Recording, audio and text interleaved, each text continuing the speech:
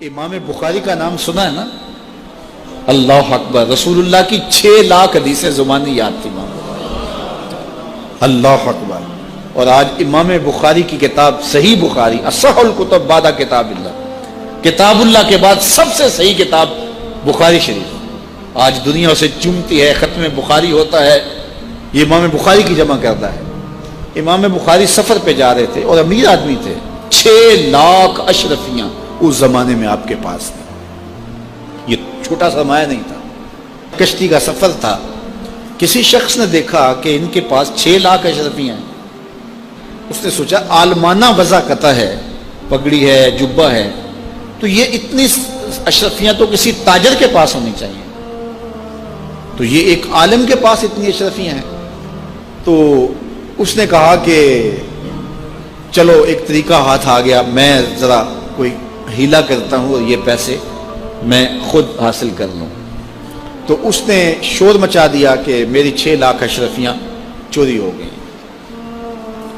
کہ جب سب تلاشی لی جائے گی تو ان سے نکلیں گی تو لوگ کہیں گے تو ایک مولوی شخص ہے اور تیرے پاس اتنے پیسے کہاں سے آئے، تو اشرفیاں مجھے مل جائیں گی۔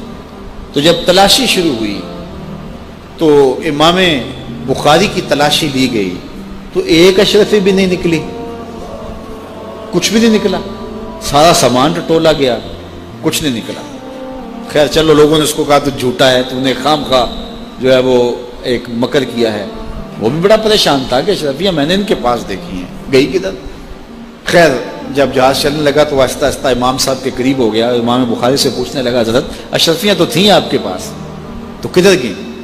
فرمایا جب تم نے الزام لگایا نا، اور مجھے پتہ ہے کہ تم نے الزام کیوں لگایا ہے، میری وجہ دیکھ کے تم نے میرے سے ہتھیانا چاہا تھا، تو میں نے چپکے سے وہ اشرفیاں سمندر میں پھینک دی تھی۔ تو کہا حضرت اتنی زیادہ اشرفیاں اور سمندر میں پھینک دیں؟ کہا ہاں۔ کہا کیوں پھینکی؟